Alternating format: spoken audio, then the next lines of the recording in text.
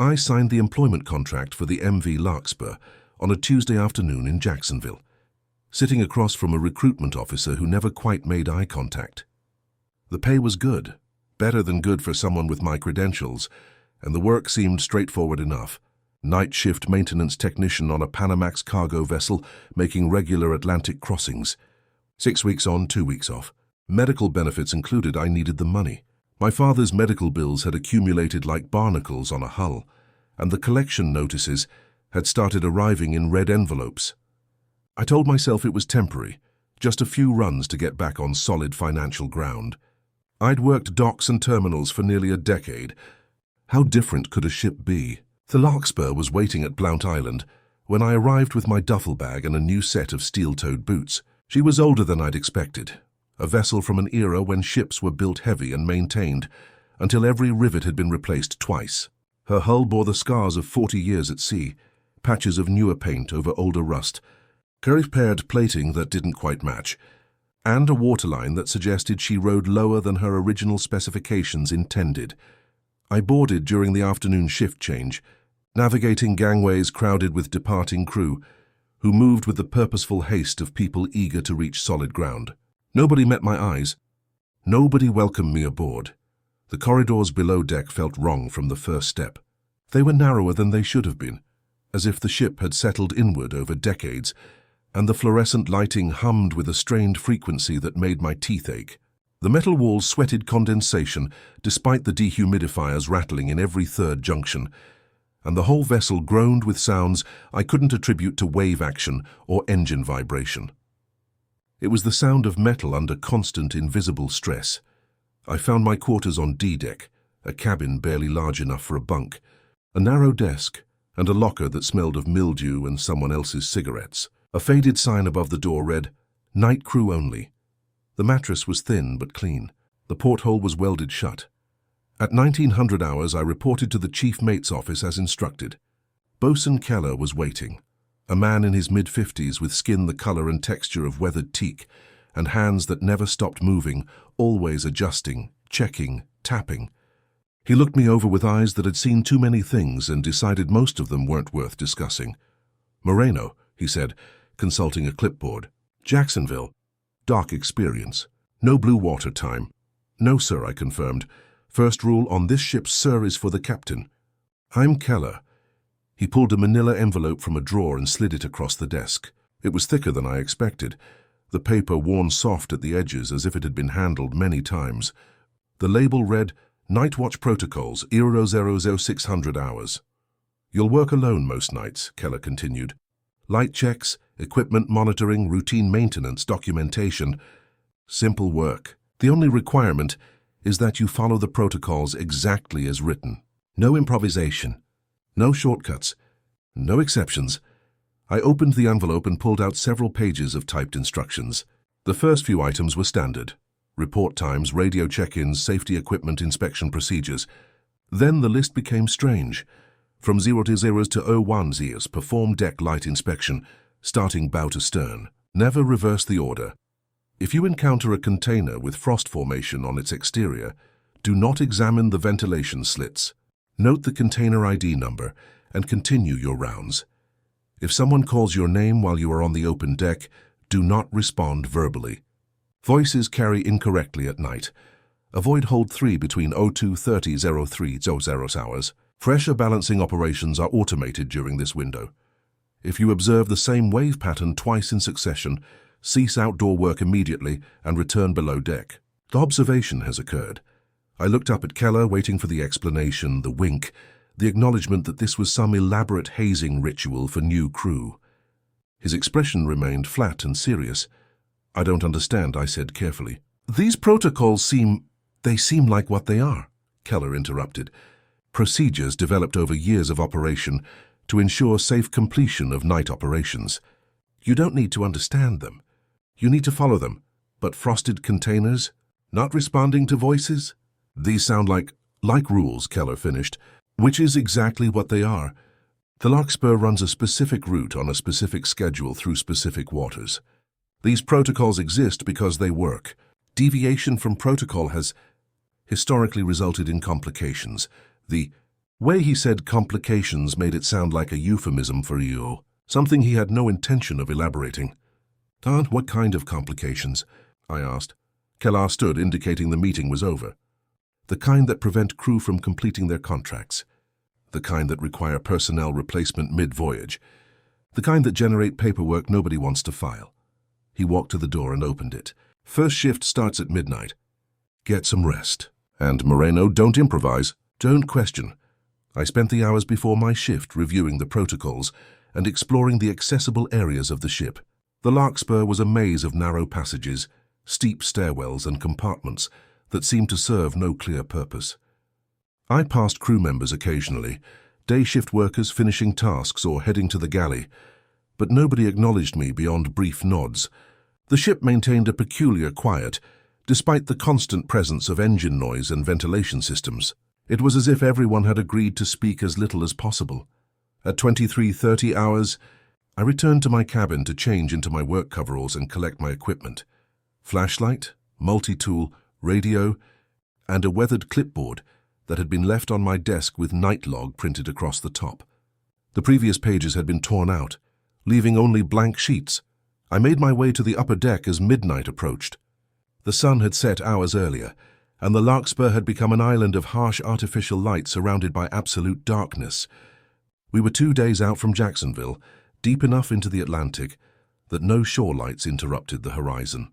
The ocean was calm, too calm, a flat expanse of black water that reflected nothing. The air temperature had dropped, and the wind had died completely. Standing on the deck felt like standing in a photograph, everything motionless and waiting. The ship's lights hummed and flickered overhead, fluorescent tubes doing battle with the darkness and winning only temporarily. I clicked on my flashlight and consulted the protocols. First task, deck light inspection, bow to stern. I oriented myself and began walking forward, checking each fixture, testing each switch, documenting each burned-out bulb or loose housing. The work was mindless and methodical, exactly the kind of task that allowed the mind to wander. That's when I began to notice the sounds. Beneath the engine drone and the occasional creak of metal, there was something else, a rhythm that didn't match any mechanical source I could identify. It was a wet, sliding sound, like something dragging across the deck just beyond the range of my vision. I stopped listening, trying to locate the source. The sound stopped when I did. I continued my inspection, moving between rows of stacked containers. The Larkspur carried hundreds of them, 40-foot steel boxes marked with codes and company logos, chained and locked and anonymous. Their shadows created pools of darkness between the light poles, spaces where my flashlight beam seemed to weaken and struggle. Halfway through the inspection, I found it. Container GLA 4726, positioned in a stack 3 high on the starboard side. Frost covered its surface in delicate crystalline patterns, despite the fact that the air temperature was well above freezing. The metal was cold enough that my breath condensed when I approached, forming clouds that drifted toward the container as if drawn by some imperceptible current. I remembered the protocol. Do not examine the ventilation slits. But I was curious about what cargo could generate such cold, curious about whether this was some kind of refrigeration malfunction, curious about whether these absurd rules had any basis in reality. I noted the container ID on my clipboard and stepped closer. The frost patterns were beautiful, almost hypnotic, forming spirals and branches that seemed too intentional to be random. The ventilation slits ran along the bottom edge of the container, narrow gaps designed to allow air circulation for certain types of cargo. I should have walked away. Instead, I knelt down and directed my flashlight toward the nearest vent. For just a moment, less than a second, I saw condensation exhale from the gap, a breath of vapor that held form longer than physics should allow. It carried the faint smell of copper and salt. Then it dissipated, and the frost patterns on the container shifted slightly, reorganizing themselves into new configurations.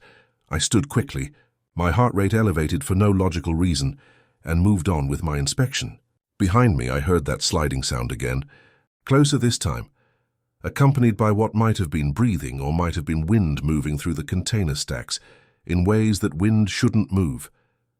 I didn't look back. Some instinct older than reason told me that looking back would be a mistake. The rest of my shift passed in careful adherence to the protocols, each task completed exactly as specified. No deviations, no experiments. By the time dawn began to grey the eastern horizon, I was exhausted in a way that had nothing to do with physical labor. Kellar was waiting at the shift change station, reviewing logs with the same meticulous attention he seemed to apply to everything. He took my clipboard and scanned my entries, his finger stopping at the notation for container GLA 4726. "You marked it," he said. It wasn't a question.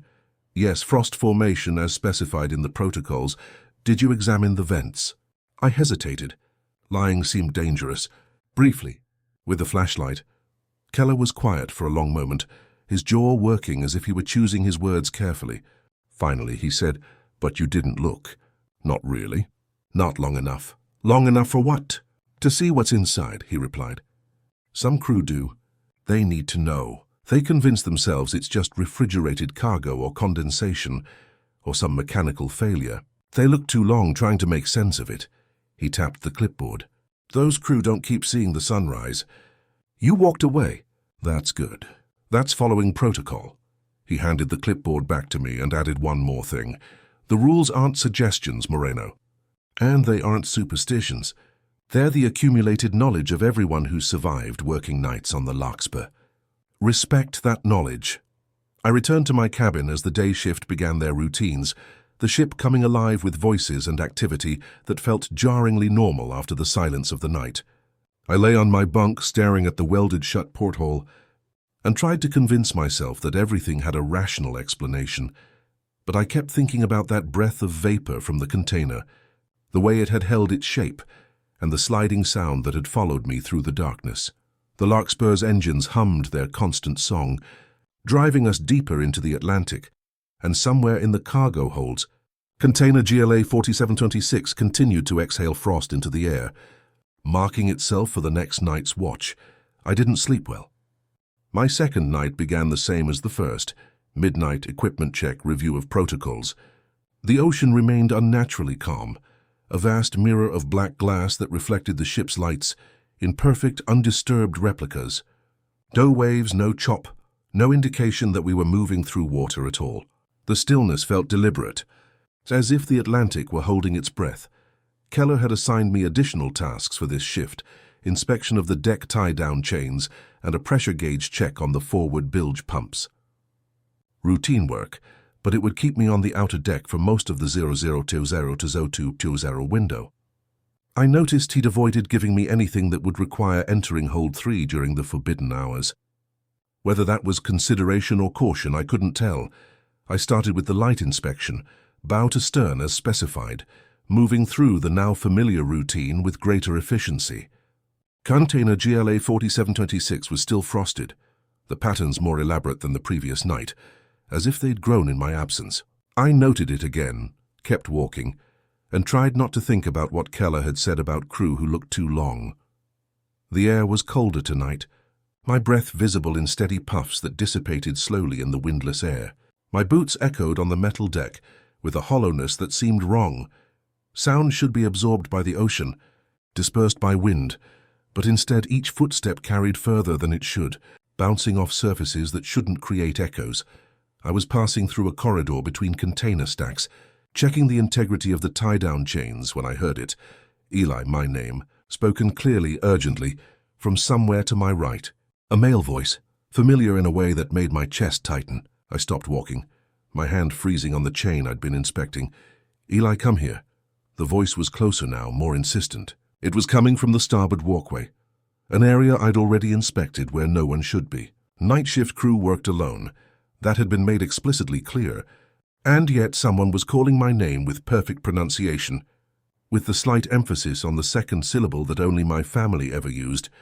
I started to turn toward the sound, my mouth opening to respond, when the protocol flashed through my mind with sudden clarity. If someone calls your name while you are on the open deck, do not respond verbally. Voices carry incorrectly at night. I closed my mouth and forced myself to continue walking forward, away from the voice. My heart was hammering now, adrenaline flooding my system with the primitive urge to respond to my name, to answer when called. Eli. The voice followed me, maintaining the same distance, the same urgent tone. "Eli, I need you to come here. It's important." The timbre shifted slightly, and I recognized it fully now. It was my father's voice. The particular roughness he'd developed in his last months, when the treatments had damaged his throat, when every word cost him effort. The voice I'd heard weaken and fade in that hospital room until it finally stopped altogether. "Eli, please." My hands were shaking. I gripped the flashlight harder and kept walking, counting my steps, focusing on the mechanical task of moving forward. The voice continued, following me through the container maze, sometimes close, sometimes distant, but never quite catching up. Then I heard the second sound, a scraping, like fingernails or something harder dragging across the metal deck. It matched my pace, staying just behind me, just out of the flashlight's reach. I completed my inspection of the forward section and descended the stairs to the mid-deck level, putting steel barriers between myself and the open deck above. The voice didn't follow me down. The scraping stopped. I stood in the fluorescent-lit corridor for several minutes, controlling my breathing, waiting for my pulse to return to normal. The rational part of my mind offered explanations: acoustic anomalies, stress-induced auditory hallucinations, another crew member playing a cruel joke. But none of those explanations accounted for the voice's accuracy, for the way it had known not just my name, but the exact intonation that would cut deepest. I consulted my clipboard. The next task was a routine inspection of the container securing points on the port side. I would have to return to the open deck. I didn't want to. For the first time in my adult life, I genuinely did not want to do my job, because some primal part of my brain was screaming that going back up there was dangerous in a way that transcended normal risk assessment. But I thought about the medical bills, about the contract I'd signed, about the fact that abandoning assigned duties on my second night would likely mean termination and potentially blacklisting from future maritime work. I thought about Keller's words, the kind that prevent crew from completing their contracts. I returned to the deck. The voice didn't call again, but the silence it left behind felt worse, expectant, waiting. I moved through the portside inspection quickly, checking the securing points without my usual thoroughness, fighting the urge to keep looking over my shoulder at spaces where my flashlight beam didn't quite reach. It was during this inspection that I found the second anomaly, container BSL 8843, positioned low in a stack near the port rail. Had frost formation similar to GLA 4726, but this one was worse. Ice had formed in thick ridges around the ventilation slits, and the metal was cold enough that my flashlight beam seemed to dim when I directed it at the surface, as if the cold were absorbing the light itself. I noted the container ID and moved to continue my inspection. But something made me stop. Call it morbid curiosity. Call it the need to prove to myself that these were just refrigeration malfunctions. Call it the first crack in my adherence to protocol. I knelt down beside the container and looked directly at the ventilation slit. At first, I saw nothing unusual, just darkness and the suggestion of interior space. Then my eyes adjusted, and I realized the darkness was moving. Not the random movement of shadows, but something rhythmic like breathing, like the expansion and contraction of lungs. Condensation exhaled from the vent, not a random dispersal, but a directed breath that struck my face with the smell of deep ocean water and something else, something organic and wrong. The vapor was cold enough to hurt, and where it touched my skin, I felt a sensation like being recognized, like being seen by something that understood the shape of me. I jerked back, my hand slipping on the frost-slicked deck. The flashlight fell from my grip and rolled toward the container, its beam illuminating the ventilation slit from below. For just a moment in that angled light, I saw something inside the container press against the vent, something pale and angular that might have been a reflection or might have been something else watching me from the darkness.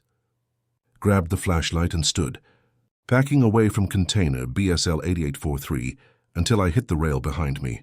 My breath came in rapid bursts that formed clouds in the cold air, and I watched those clouds drift toward the frosted container, as if drawn by invisible currents. The rest of my shift passed in a blur of mechanical compliance with the protocols. I completed each task exactly as specified, avoiding the frosted containers, not responding to sounds that might have been my name carried on non-existent wind, and returning below deck promptly at 6 Kauas hours. Keller was waiting at the shift change station again, and this time I understood that he would always be waiting, that he monitored these transitions with the vigilance of someone who'd seen what happened when he didn't. He took my clipboard and scanned the entries. His finger stopped at the second container notation.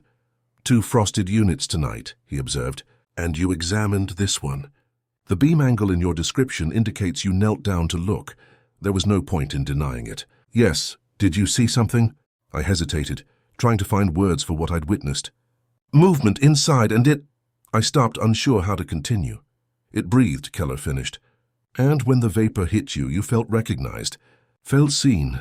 Yes, I whispered. Keller set the clipboard down and looked at me with an expression I couldn't quite read. Not sympathy, not judgment, but something closer to weary acknowledgement. You're lucky, he said. Most crew who look that closely don't walk away. They keep looking, trying to understand, trying to make it make sense. They stand there until the vapor gets thicker, until the breathing synchronizes with their own, until they realize too late that the container isn't exhaling, it's inhaling. He tapped the protocol sheet on his desk. Rule exists for a reason, Moreno. The frosted containers aren't cargo malfunctions. They're markers. The ship has been running this route for 40 years, crossing the same stretch of Atlantic every 6 weeks, following the same path through the same waters. Repetition creates patterns. Patterns create recognition. And recognition creates, he paused, choosing his words carefully, opportunities for things that notice patterns to interact with those patterns. That doesn't make sense, I said. Though my conviction was weakening, no, Keller agreed. It doesn't. Not in terms of normal maritime operations. But the Larkspur stopped being a normal vessel a long time ago. Now it's something else. A mobile point of repetition in an environment that's mostly chaos. The ocean remembers where we go and when we go there. It marks certain containers, because those containers occupy specific positions in specific crossings. The frost isn't cold from inside. It's cold from outside, from something that's paying attention to the pattern. You're telling me the ocean is haunting our cargo? I heard the skepticism in my own voice, but it sounded hollow even to me. I'm telling you to follow the protocols, Keller replied. Because whether you believe in the explanation or not, the rules work. They've kept this ship operating and kept crew alive for 4 decades. Ignore them, and you'll join the list of personnel who didn't complete their contracts. He picked up my clipboard and added it to a filing cabinet behind his desk. I glimpsed dozens of similar clipboards inside, some dating back years based on the yellowed paper and faded ink. Get some rest, Keller said. And Moreno, next time you feel the urge to investigate, remember that some questions answer themselves in ways you won't survive understanding. I left the shift change station and made my way back to my cabin, passing day crew who moved through the corridors with the purposeful energy of people working in sunlight, under normal circumstances, in a world that made sense. I envied them their ignorance. In my cabin, I lay on the narrow bunk and stared at the ceiling, listening to the ship's constant groans and the engine's rhythmic pulse. I tried to convince myself that stress and isolation were creating false perceptions, that everything had rational explanations I simply hadn't identified yet. But I could still feel where that vapor had touched my face, a cold spot on my cheek that wouldn't warm no matter how much I rubbed it. And I could still hear my father's voice calling my name in tones he'd never used in life. Insistent and wrong and impossibly present. I didn't sleep well, and that night when I returned to the deck at midnight, container GLA 4726 had new frost patterns that looked almost like letters in a language I didn't recognize, and container BSL 8843 was breathing with visible regularity, its vents exhaling vapor in rhythmic clouds that drifted across the deck as if searching for something. The protocols said not to acknowledge them. So I didn't. I walked my route, checked my equipment, documented everything in careful, mechanical detail, and tried not to think about what would happen if the number of frosted containers kept increasing with each crossing, or what it meant that the breathing pattern from BSL 8843 exactly matched my own resting respiratory rate. I met Darius Hahn on my 4th night aboard the Larkspur. He appeared without warning at the 030 radio check-in, his voice crackling through the handset with casual confidence. "Night watch, this is engineering. You the new tech, Moreno?" Affirmative, I replied, surprised to hear another voice on the night channel. Han, night engineer. 5-year crew. Listen, I'm running a pressure valve diagnostic on the auxiliary systems. You might hear some unusual sounds from the lower decks around 20:00. Don't log them as anomalies. Just routine maintenance. Understood. Should I avoid any specific areas? There was a pause, then something that might have been a laugh. You've been reading the protocol packet, haven't you? All that superstitious bullshit about holds and timing? Don't worry about it, man. Those rules are for insurance liability, nothing else. You ever wonder why they're so specific and weird? It's because they're covering their asses for cargo manifest irregularities. Smuggling, probably. Maybe hazmat violations. The pressure balancing in Hold 3. That's when they cycle the ventilation to hide chemical signatures. The frosted containers? Refrigeration malfunction on meat shipments. Mystery solved. His certainty was infectious. After 3 nights of mounting unease and experiences, I couldn't reconcile with reality. Hearing someone dismiss it all as bureaucratic smoke and mirrors was profoundly appealing. I wanted to believe him. I wanted the Larkspur to be just a ship, the protocols to be just paranoid liability mitigation, and the voices and frost and breathing to be just environmental coincidence. You sound pretty sure about that, I said. 5 years, Moreno. 5 years of night shifts and I'm still here. You know why? Because I do my job, ignore the ghost stories and don't let them psych me out with their never do this and always do that superstition. It's a ship. Metal and engine and physics. Nothing more. We maintained intermittent radio contact throughout the shift. Darius was good company.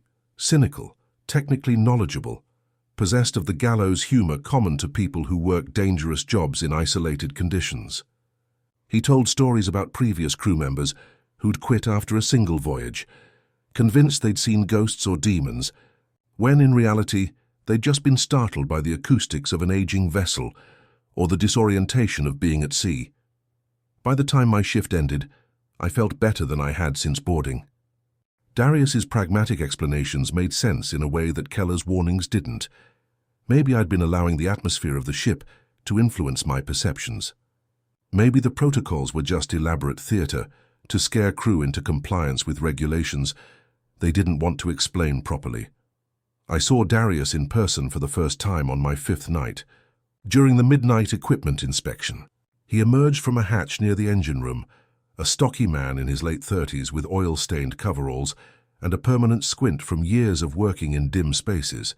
He was carrying a toolbox and a thermos of coffee that smelled like it had been brewed sometime the previous week.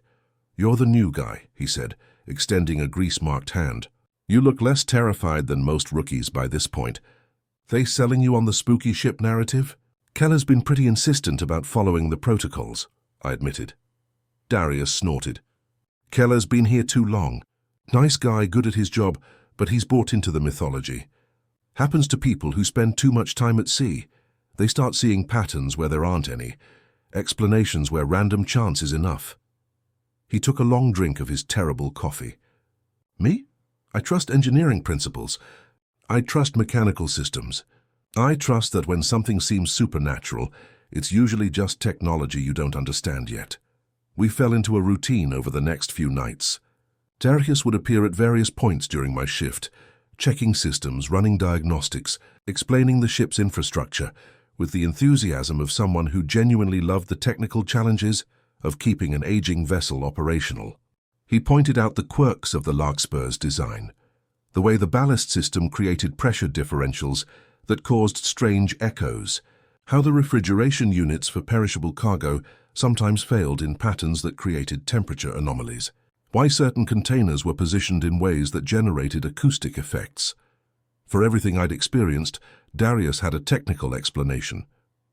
The voice calling my name, sound carrying along the metal hull in distorted patterns, amplified by the container arrangement, the breathing from the vents, pressure equalization from improperly sealed cargo, the frost, condensation from temperature differential crystallizing on cold metal. I wanted to believe him. God, I wanted to believe him so badly. It was on my 8th night, 2 weeks into the voyage, that Darius decided to prove his theories definitively. "You know what we should do?"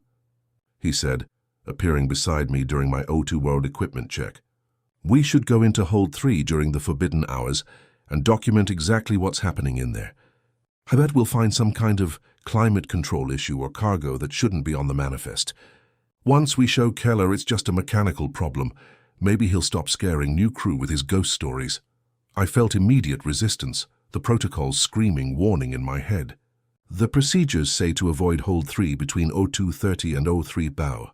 Something about pressure balancing. Exactly my point, Darius said. Pressure balancing. That's an engineering process, not a supernatural one. I've been meaning to check it out for years, but I've never had a witness. Someone else who can verify what we find, document it, make it official. Come on, Moreno. Aren't you curious? Don't you want to know what's really happening? I checked my watch, 02.17, 13 minutes until the forbidden window. The rational part of my brain, the part that agreed with Darius's engineering principles and empirical approach, said this was a good idea.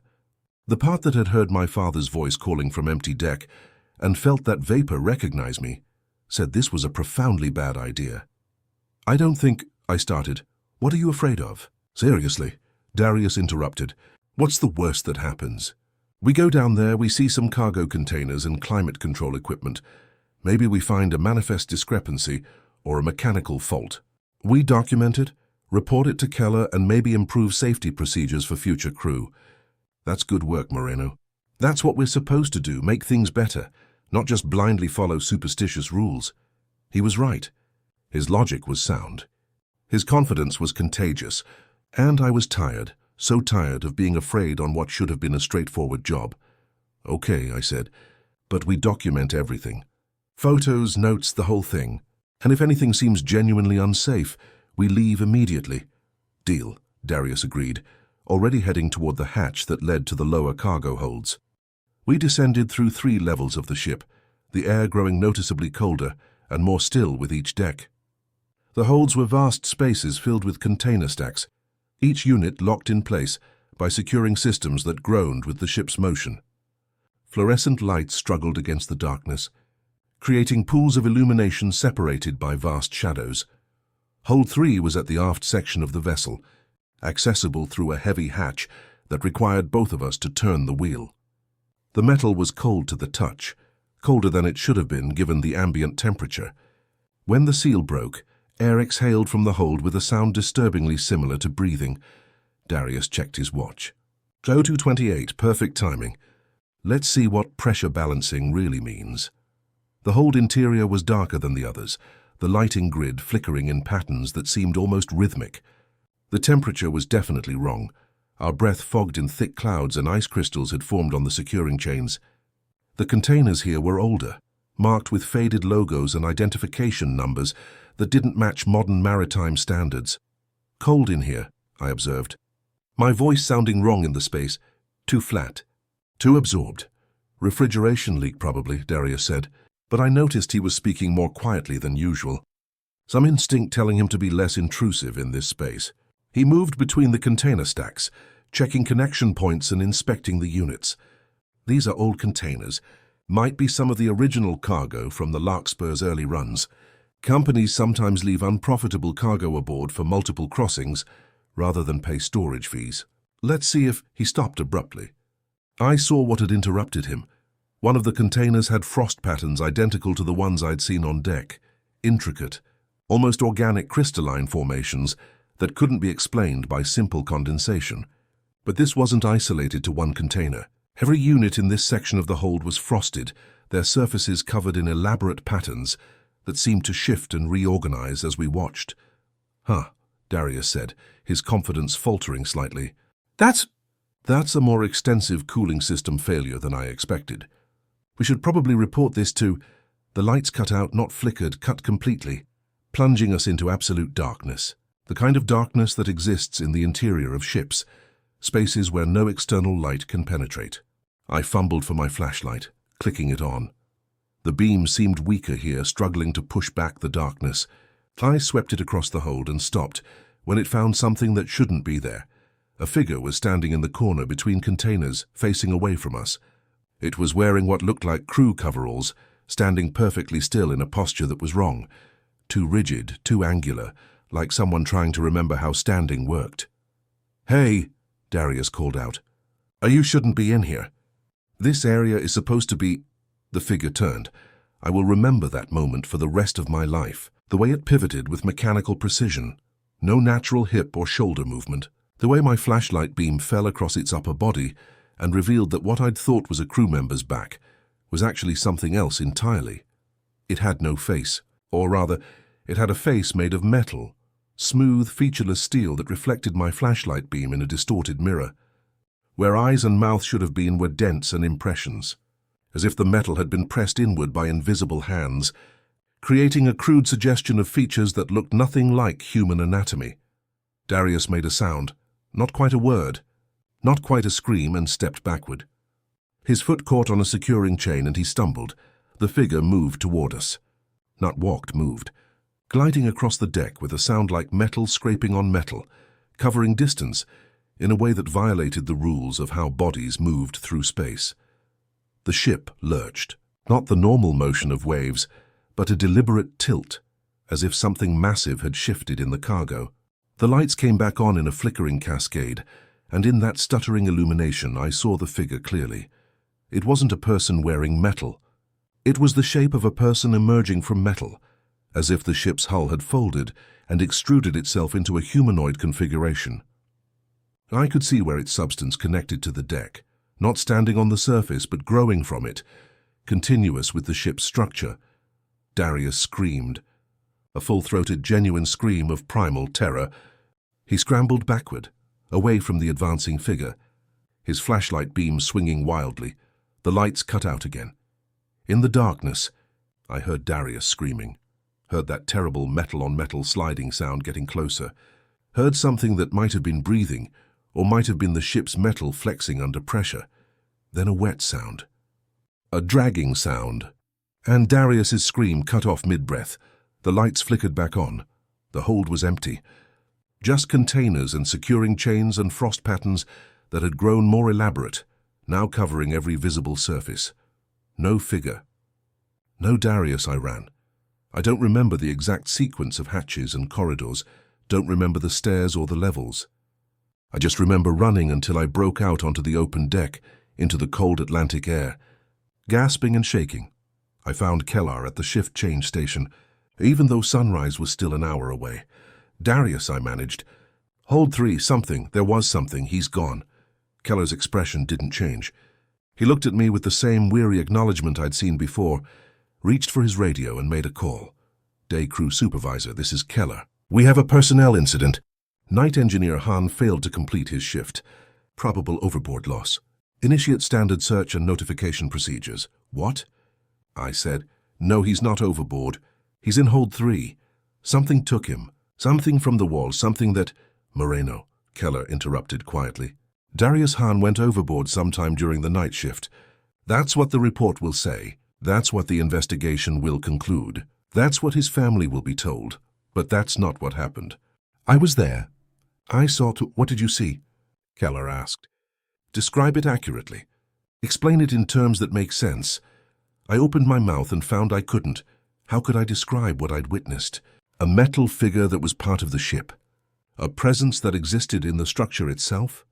Who would believe that? "The hold violated protocol," Kellar said. "You both entered hold 3 during the forbidden hours.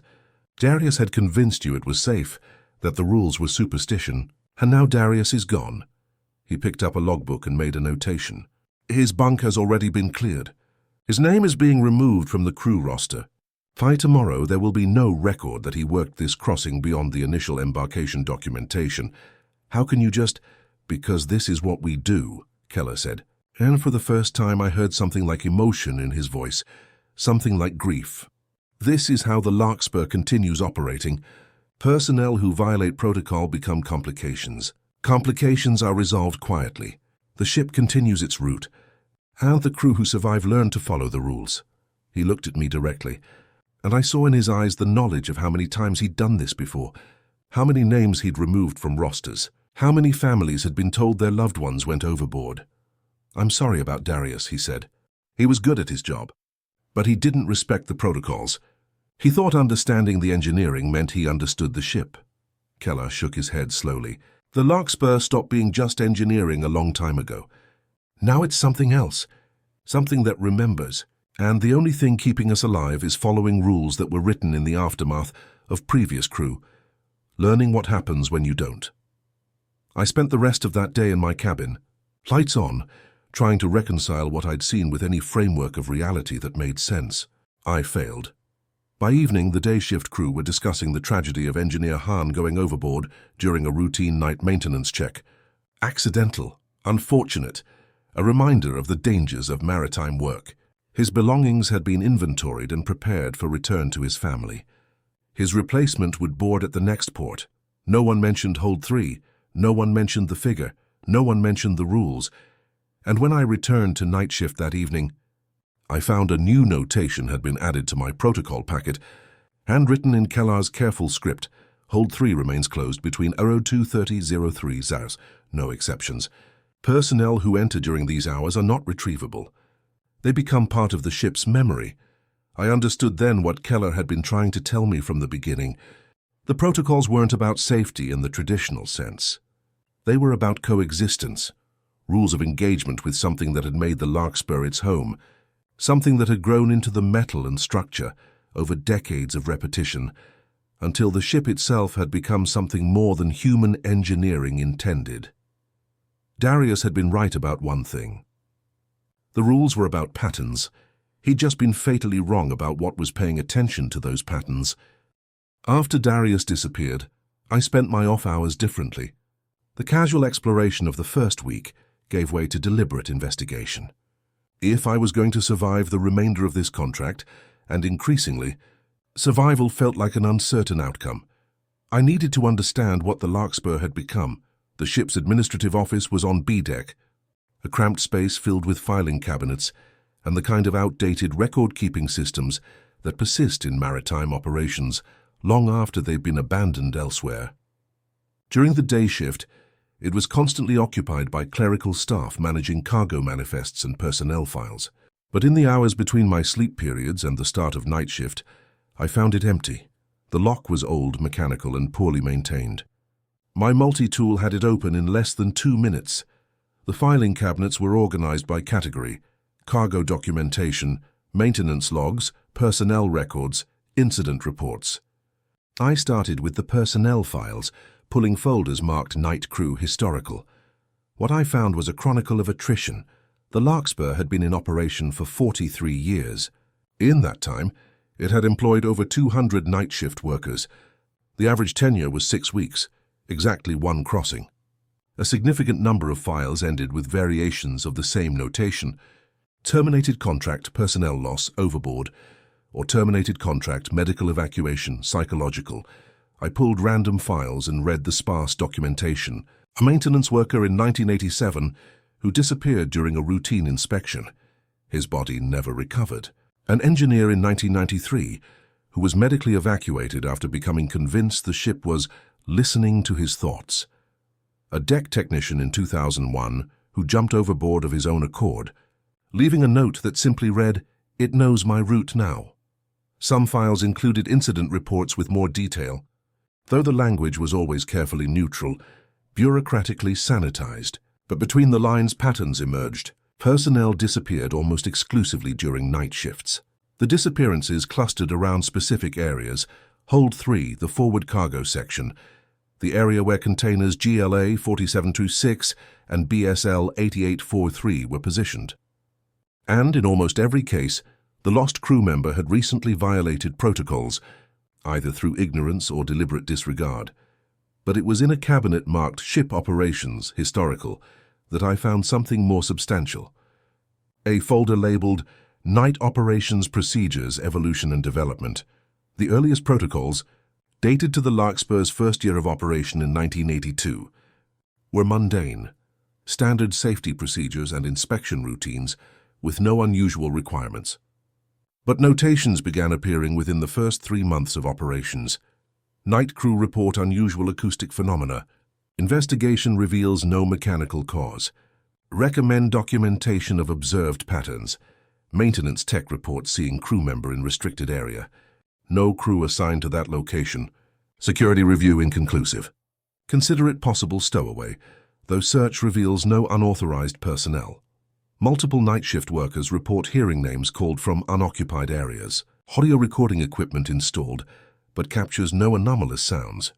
Workers insist phenomena continues. The reports accumulated over the first year, growing more specific and more disturbing. By 1983, the first formal protocols had been implemented, preliminary versions of the rules I now followed. And attached to those protocols was a memorandum from Captain J. Reeves, the Larkspur's commander at the time. After consultation with maritime psychological experts and consideration of crew welfare, the following operational procedures are being implemented for night shift personnel. While these procedures may seem unusual, they have been developed through careful observation of patterns associated with reduced night crew efficiency and increased personnel loss. Compliance is mandatory. The alternative to implementing these procedures is cessation of night operations, which would render the vessel financially unviable. Therefore, we proceed with protocols as documented. So they had known. From the beginning, they had known something was wrong with the Larkspur's night operations, and rather than investigate or attempt to resolve it, they had simply developed rules to minimize crew loss while maintaining operational capacity. I found what I was really looking for in the deepest drawer of the oldest cabinet. A folder marked Night Tech Logs Archive, RTRAN 1996-1998. The folder contained photocopies of handwritten shift reports spanning 2 years. The early entries were professional and routine, but as I progressed through the chronology, the handwriting became more erratic and the observations more disturbing. RTRAN had been a meticulous documenter. They'd logged not just their required tasks, but their observations, their questions, their theories. Reading through those entries felt like watching someone slowly realize they were trapped in something far stranger and more dangerous than they'd imagined. Selected entries that made my blood run cold. August 15, 1996. Container GLA 4726 has frost for the 3rd consecutive crossing. Checked manifest. Supposedly empty, being repositioned to different port. But why would empty container frost? And why always the same ID number? September 3rd, 1996. Tested something tonight. Walked past GLA 4726 at different times. Frost only appears between 0:30 and 01:45. Before and after those times, container appears normal. This isn't refrigeration malfunction. This is temporal pattern. November 18, 1996. Realized today that same container IDs keep appearing. Not just GLA 4726, but BSL 8843, FRT 9012, others. Checked old manifests. These container numbers have appeared on every crossing for past 5 years. They're not real containers. They're placeholders. Markers for something else. February 7, 1997. Hold 3 is not what they say. Went in during day shift with full crew present. Looks normal. Just cargo containers and equipment. But at night? I swear the spatial dimensions are wrong. The hold is larger. The containers are arranged differently. Asked Keller about it. He said, day ship and night ship are different vessels in the same hull. What does that mean? May 22 to 1997. I understand now. The Larkspur runs the same route every 6 weeks. Exact same coordinates, exact same schedule. Has done this for 15 years. The ocean isn't just water. It has memory. Repetition creates pattern. Pattern creates recognition. We've sailed the same path so many times that something in the Atlantic has learned the shape of our route, the rhythm of our crossing. It marks certain locations, the containers, the holds. These marks are where the memory is strongest. August 9, 1997. Saw my own reflection in the hull tonight while checking securing chains. Except it moved wrong. I stepped left. Reflection stepped right. And it smiled at me. I didn't smile. I think it's trying to learn how to be me. The repetition of the route means it sees the same person doing the same tasks at the same times. It's learning patterns of behavior. If it learns well enough, could it replace? Is that what happened to the lost crew? December 3rd, 1997. The voice that calls names isn't random. Did analysis of incident reports I shouldn't have access to. Every crew member who responded to their name disappeared within 72 hours. Everyone. It's testing whether we'll respond, whether we'll acknowledge it. Response creates connection. Connection creates vulnerability. The rule about not answering makes sense now. It's not about superstition. It's about not confirming your identity to something that's trying to learn you. The final entries were the most disturbing. March 15, 1998. Found old photo in archive. Blurred image of wave formation during crossing in 1985. But the wave crest has structure. It has features. It looks like a face. Human face, but wrong proportions, wrong movements. Attached to file. Do not look too long. I swear when I looked at it for more than 30 seconds, the face in the photo changed expression. Some images are doors. Some observations are invitations. April Sue, 1998, last entry. I'm leaving at next port. Can't do this anymore. The ship remembers us. The ocean remembers the ship. Something in between remembers both. It's not hostile exactly, it's curious. But its curiosity is dangerous. It wants to understand what we are. And its method of understanding is to replicate us. To try on our patterns like clothing. The protocols work because they disrupt pattern recognition. They introduce randomness into routine. Stay random. Stay unpredictable. Don't let it learn you completely. Don't. The entry ended mid-sentence. The pen trailing off the page. I checked the personnel file for R. Tran. Status. Contract terminated. Medical evacuation. March 1998. No further details. No indication of what had prompted the evacuation or what had happened to cut that final log entry short. But taped to the last page of their log was the photograph Tran had mentioned. A grainy, color-faded image of the Atlantic during what appeared to be a rough crossing. The wave formation in the center of the frame did indeed have structure, features that suggested a face in the way certain clouds or rock formations can accidentally resemble faces. Except this wasn't accidental. The proportions were too intentional. The positioning of the foam crest created something that looked like eyes, and the shadow patterns formed something mouth-like. And the overall composition had a directionality, an orientation that suggested awareness, observation. I looked at the photo for perhaps 10 seconds before forcing myself to look away. But in those 10 seconds, I could have sworn, I cannot rationally explain this, that the face in the wave had shifted slightly, adjusting its focus. As if it had noticed me noticing it, I put the photo back in the folder and closed the cabinet. The pieces were assembling into a picture I didn't want to see clearly.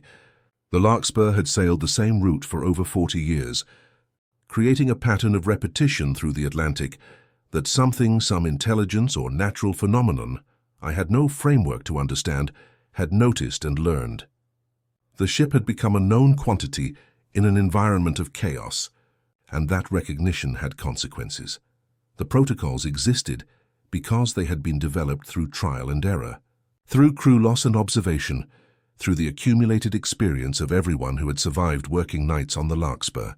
Each rule addressed a specific interaction point with whatever the ship had become, a specific way of maintaining distance from the intelligence that had learned to recognize the pattern. And now I understood why Kellar was always waiting at shift change, why he monitored the protocols so carefully, why violations resulted in immediate personnel complications. He wasn't enforcing arbitrary rules. He was maintaining the behavioral patterns that kept something vast and curious and dangerous at sufficient distance that we could continue, crossing its territory without being noticed too closely. We weren't running from the ocean's memory. We were living inside it, following carefully developed rules of coexistence with something we couldn't fight or escape. I returned to my cabin as the day shift began their routines above. I had 3 hours before my next shift started. 3 hours to decide whether the money was worth continuing this contract, whether any amount of debt relief justified working in conditions where reality itself felt negotiable. But I also knew I'd seen crew members board and depart. People had survived entire crossings. The protocols worked if you followed them exactly. So I read R. Tran's logs again, memorizing every observation, every pattern they'd identified. Knowledge was the only weapon I had. Understanding what the Larkspur had become, what watched us from the ocean's memory, what tried to learn the shape of us through repetition. That night, when I returned to the deck for my shift, I noticed something new. The frost patterns on container GLA 4726 had evolved. They still looked like organic crystalline formations. But now they included what might have been symbols, or might have been language, or might have been something trying to teach itself how to communicate in forms humans would recognize. I noted it in my log, marked the container ID, and walked away exactly as the protocol specified. Behind me, I heard that breathing sound from the vents. Regular and patient and continuing long after I was out of sight, something was learning. The protocols kept us alive by ensuring what it learned remained incomplete, and every crossing, every repetition, brought it closer to understanding us completely. Keller found me on the 12th night of the crossing, standing at the port rail during my 0130 inspection break. I'd been staring too long at the water, watching the way the ship's lights reflected on the surface, or didn't reflect, in certain areas where the darkness seemed more absolute, where the light appeared to be absorbed rather than reflected. "Moreno," he said, his voice carrying that particular tone of concern I'd learned to recognize. "How long have you been standing here?" I checked my watch. I'd thought it had been maybe 5 minutes. The watch showed 23 minutes had passed. "Lost track of time," I said, stepping back from the rail. "That's how it starts," Keller said. He positioned himself between me and the water, blocking my view. "You start noticing things, patterns, anomalies, and once you notice, you can't stop looking. You start trying to understand. And that's dangerous because understanding requires observation, and observation creates connection." He gestured toward the deck. "Walk with me." We moved away from the rail, heading toward the container stacks. Keller's hands were in constant motion, checking tie-down chains by habit, adjusting equipment that didn't need adjusting, touching the ship in ways that suggested deep familiarity. "You've been doing research," he said. It wasn't a question. "The filing cabinet in the administrative office has scratches on the lock, fresh ones, and you've been asking questions in your shift reports, questions about container IDs, about historical crew, about the ship's operational history." I considered denying it, but saw no point. "I needed to understand what I'm dealing with. And what do you think you're dealing with?" I took a moment to formulate an answer, trying to articulate what I'd learned in ways that didn't sound like the ravings of someone experiencing psychological breakdown. "The ship has sailed the same route for over 40 years. The repetition has created, I don't know what to call it, a pattern in the ocean, a memory, something that's learned to recognize the larkspur, that marks certain locations, that tries to interact with the crew." Keller nodded slowly. "That's a reasonable interpretation, more reasonable than most crew arrive at." He stopped walking and looked up at the containers looming above us. "But it's not quite accurate. The ocean doesn't have memory, not in the way you're thinking. The ocean is chaos. Random movement, turbulent systems, unpredictability. Then what? But chaos has patterns," Keller continued. "Fractals. Repetition at different scales. And when you introduce a fixed pattern into chaos, like a ship following the exact same coordinates every 6 weeks for 40 years, you create something called a strange attractor. A point of stability in an otherwise turbulent system." He ran his hand along a container's surface, frost forming briefly where his palm touched the metal. "The larkspur has become an attractor. The ocean's chaos organizes around us. It learns the shape of our pattern, because patterns are what chaos naturally crystallizes around. And once that organization exists, once the chaos has structured itself around our repetition, it becomes something else, something that can interact with the pattern, something that can try to replicate it." "You're saying the ocean is trying to copy the ship?" "I'm saying the boundary between ship and ocean is less clear than it should be," Keller said. "We're not separate from the Atlantic anymore. We're part of it, and it's part of us. The metal you're touching right now." He tapped the container. "During the day, it's just metal. But at night, when the ship is at the deepest point of the crossing, when we're furthest from land and surrounded by miles of open water, the metal remembers that it came from the ocean originally. Iron ore, aluminum, all of it ultimately extracted from the earth that the ocean covers." He pulled his hand back, and I saw the frost pattern he'd created was shaped like a handprint. But the fingers were too long, the proportions slightly wrong, as if something had tried to replicate his hand from memory, and gotten the details slightly incorrect. "The protocols exist because they've been developed over decades through observation and loss," Keller said. "Each rule addresses a specific way the ocean's pattern tries to interact with us. And if you follow them exactly, You maintain enough unpredictability that the pattern can't fully replicate you. You keep saying replicate, I said. You mean replace. It wants to replace the crew. Not replace, learn, understand. The ocean's pattern doesn't have consciousness as we understand it. It doesn't want anything. But it does what all patterns do. It attempts to achieve greater stability, greater organization. And the most stable version of this pattern would be one where it has learned to perfectly replicate our routine, where the ship and crew are no longer separate from the ocean, but fully integrated into its structure. The implications of what he was describing were overwhelming. So everyone who's disappeared, Darius, the crew from previous crossings, they're what? Part of the pattern now? In a sense, Keller said quietly. The pattern learns by incorporating. When someone breaks protocol, when they create an opportunity for the pattern to observe them too closely or for too long, the pattern attempts to understand them by absorbing them, becoming them, their shapes, their routines, their voices. That's why the protocols emphasize avoiding repetition and acknowledgement. Repetition allows learning. Acknowledgement creates connection. We walked in silence for a moment, our boots echoing on the deck. Finally, Keller spoke again. I'm going to tell you something that's not in the written protocols. Consider it oral tradition, passed from one night crew supervisor to the next. He stopped walking and looked directly at me. Between 03 and 03:15 every night, something moves through the ship. We don't know what it is exactly. Whether it's the pattern trying to explore, whether it's the echo of previous crew, whether it's the ship's structure reorganizing itself. But during those 15 minutes, you need to be in a secured location with the door closed. That's not in the protocol packet, I said. No, because putting it in writing would require acknowledging what it implies. But every night crew who survived learns it eventually. Usually because they hear the sounds, footsteps in empty corridors, doors opening that shouldn't move, knocking on cabin doors. My mouth went dry. Knocking.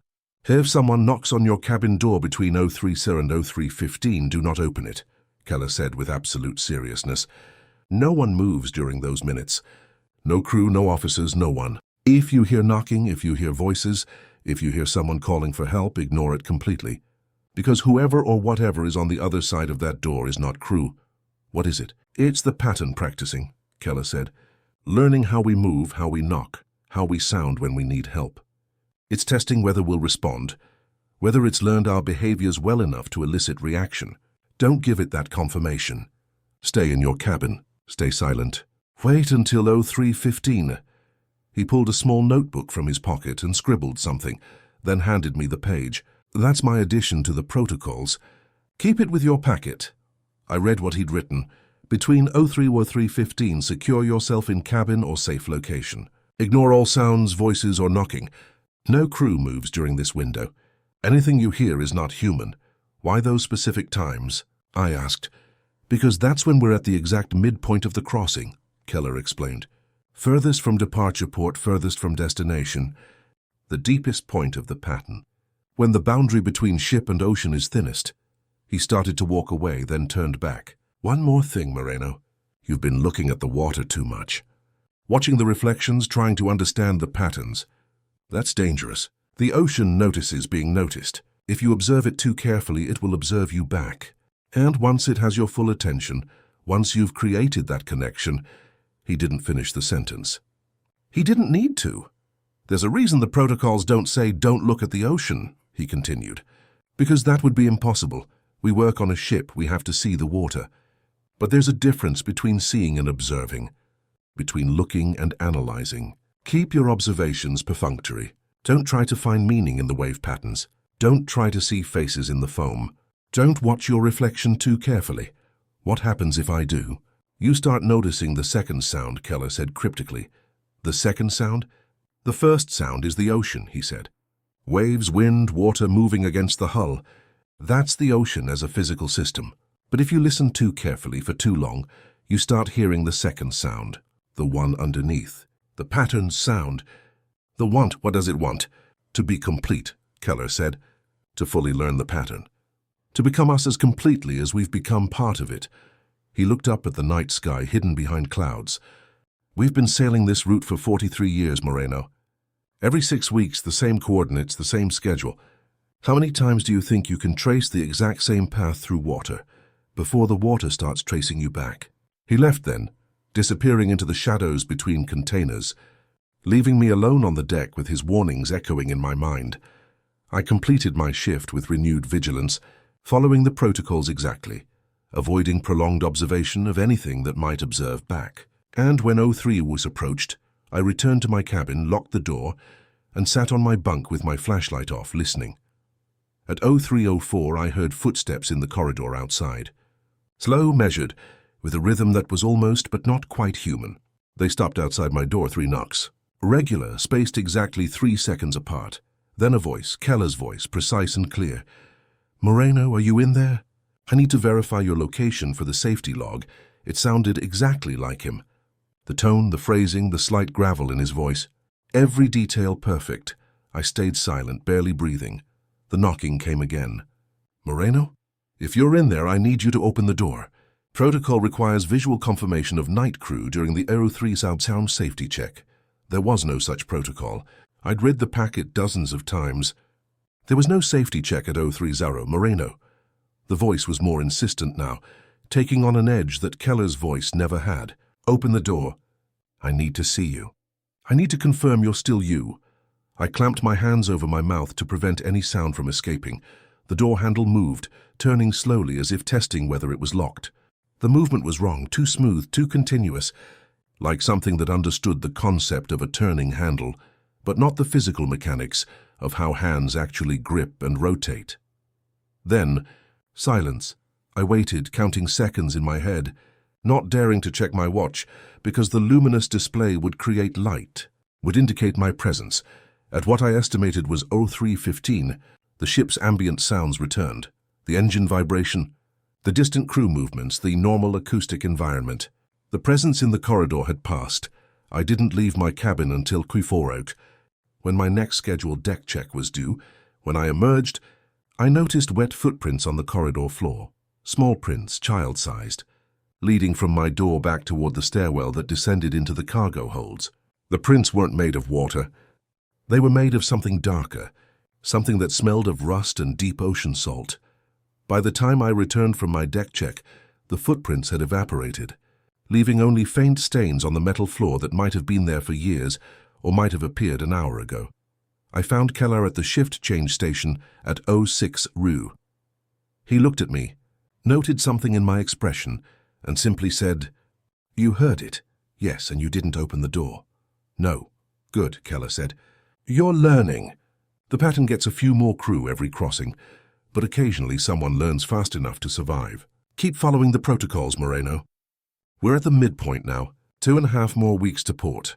If you can maintain vigilance that long, you'll be one of the ones who completes their contract." "How long have you been doing this?" I asked. "How many crossings?" Keller's expression became distant. 17 years, 148 crossings. I've watched 83 crew members disappear during that time. Some I tried to save, some I couldn't save, some I had to help transition. Help transition? Sometimes crew members break so thoroughly that they become dangerous to themselves and others, Keller said quietly. When that happens, when someone can't maintain the distance necessary to survive, the pattern takes them whether we want it to or not. In those cases, the kindest thing is to make it quick, to walk them to the rail during the 03 Naus hour and let them see what they've been trying to see all along. The implications of what he was describing made my stomach turn. "You've helped crew commit suicide?"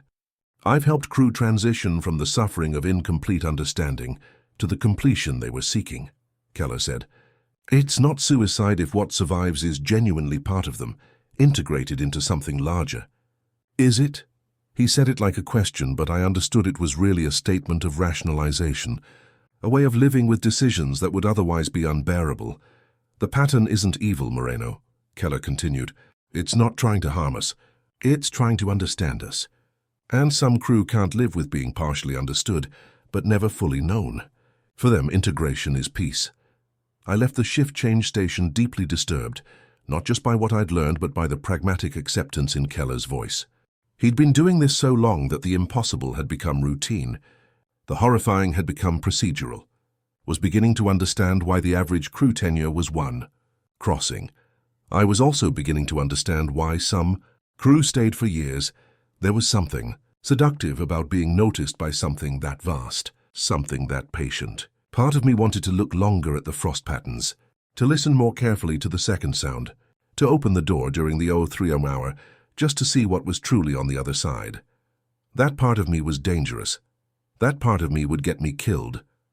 Or worse, incorporated. So I did what every survivor had done before me. I followed the protocols exactly, I avoided observation, and I counted down the days until we reached port, and I could step off the Larkspur into a world where ships were just ships, and the ocean was just water. But deep down, I knew I'd changed. I'd heard the second sound now, and you can't unhear something like that. The crossing entered its third week. The days blurred together, distinguished only by my sleep periods and the changing weather conditions that the day crew discussed but I rarely saw. My world had contracted to the hours between midnight and 06 sparks, to the deck's fluorescent-lit corridors and the protocols that kept me alive. The frost patterns had proliferated. What had started with 2 containers, GLA 4726 and BSL 8843, had spread to 7, then 12. By the 19th night, 17 containers bore the elaborate crystalline formations. I noted each one in my log, drew rough sketches of the patterns, and tried not to see the deliberate structure in their organization, the way they seemed to be spelling something in a language I almost understood. "It's learning faster, this crossing," Keller observed when reviewing my logs. "More containers marked than usual. The pattern is getting stronger. Why this crossing specifically?" I asked. "Could be anything. Solar activity. Ocean temperature fluctuations. The fact that we're carrying different cargo that creates different resonances." He paused. "Or it could be you, me. You're more observant than most crew. More analytical. You've been researching, trying to understand. That attention flows both ways, Moreno. When you study something, it studies you back. Your focus might be strengthening the pattern's ability to manifest." The implication was clear. My attempts to understand were making things worse. I tried to reduce my observations after that, to maintain the protocols without analysis, to see without perceiving. But it was like trying not to think about something once you're told not to think about it. The effort itself created the focus you were trying to avoid. The 20th night, I started hearing my name again. Not constantly, not the insistent calling from the second night, but occasionally, a whisper from the container stacks, a murmur from the ventilation systems, a suggestion carried on wind that shouldn't exist on these calm nights. "Eli, just my name. Just acknowledgement that I was known." I never responded. But each time I heard it, I felt the weight of being recognized, the burden of being incorporated into something else's pattern. The 21st night, the knocking began earlier. I was in my cabin at 02:45, taking a scheduled break between deck inspections, when I heard the first knock. A single impact on my door. Solid, deliberate, exactly the sound a human knuckle would make on metal. I checked my watch. 02:47, too early for the 3 hour. The prohibition was specific, between 03 and 03:15. This was outside that window. Another knock. 2 this time, spaced 3 seconds apart. I stood from my bunk, approached the door. "Who is it?" Silence. I gripped the door handle, preparing to open it and confront whatever crew member thought this was amusing. My hand was on the metal when some instinct, some accumulated wisdom from the protocols and warnings, made me stop. If I opened the door and found no one there, what would that mean? If I opened the door and found something that wasn't no one there, what would I do? I stepped back from the door. 3 knocks, rapid succession. Then a voice. "Eli, it's Keller. I need to see you. There's an emergency situation." I recognized his voice, his phrasing. But Keller had never come to my cabin during a shift. All communication happened at the shift change station or via radio. "Use the radio," I called through the door. "Protocol requires radio communication for emergencies." "Radio's down," the voice said. "That's part of the emergency." "Listen, I need you to come with me to Hold 3. Something's happened with the cargo. I need a witness." Every instinct was screaming that this was wrong. Hold 3 was where Darius had disappeared. The protocols explicitly prohibited entering it during certain hours, and Keller would never ask me to violate protocols. That contradicted everything I'd learned about him. I'm not opening the door, I said. The knocking stopped. For a moment there was only silence. Then, why not? It's me, Moreno. It's Keller. I need your help. The voice was perfect, but the words were wrong. Keller never asked for help. He gave instructions. He stated facts. He didn't plead. Prove you're Keller, I said. Tell me something only he would know. Another pause. When the voice spoke again, it said, I've been on the Larkspur for 17 years, 148 crossings. I've watched 83 crew members disappear. You told me about looking at container GLA 4726. I said you were good because you walked away. My blood went cold. Those were exact details from our conversations. Private information. How could it know those things unless it was actually Keller, or unless it had been listening? Unless it had been learning not just through observation, but through comprehension. Unless it understood language now, understood memory, understood how to construct credible imitation. You're not Keller, I said. The door handle turned slowly, testing the lock. Let me in, Eli. I need to see you. I need to confirm you're still you. That phrase, confirm you're still you, was what the voice had said during the 03 hours hour. It was the pattern's language, the pattern's concern. It wanted to verify that I was still separate, still incomplete. Still something it hadn't fully learned. No, I said firmly. The knocking resumed, harder now. The sound of something impacting the metal with force, greater than human knuckles should produce. The door shook in its frame. I backed away from the door, grabbed my radio. Keller, this is Moreno. Are you near D-Deck crew quarters? Confirm your location. Static. Then Keller's voice, scratchy through the speaker. I'm at the shift station. Why, what's happening? There's something outside my door. It's claiming to be you. It's trying to get in. More static. Lock it. Stay inside. Don't engage. I'm noting the time 02:53. It's starting earlier now. The knocking continued, increasingly forceful. I could hear the door's locking mechanism straining. Eli.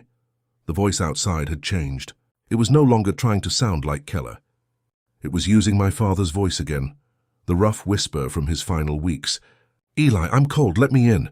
It's so cold out here. My throat tightened. I'd heard that exact plea in the hospital. When his fever had spiked, and the medication had confused him. When he'd thought he was somewhere cold and asked me to bring more blankets. You're not my father, I said, but my voice cracked. I'm what the ocean remembers about your father, the voice said, and the distinction was somehow more horrifying than claiming to be him. I'm the shape of his voice in your memory. I'm trying to understand what he was to you, why you work here, why you endure this. The door handle stopped moving. I'm learning you, Eli, the voice continued, softer now. I know about the medical bills. I know about the debt. I know about the guilt. I can feel the shape of it through the pattern you make. Such a heavy shape. So much repetition of worry and obligation. Let me in. Let me understand it completely. It would be easier if I understood. I slid down the wall until I was sitting on the floor, as far from the door as the small cabin allowed. My hands were shaking. Why? I asked, not sure why I was engaging. Why do you need to understand?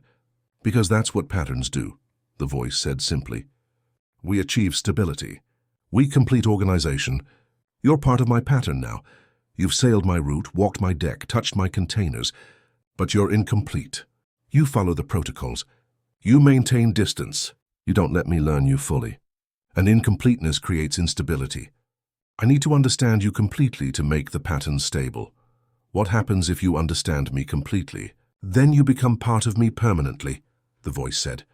No more separation, no more fear, no more debt or guilt or worry.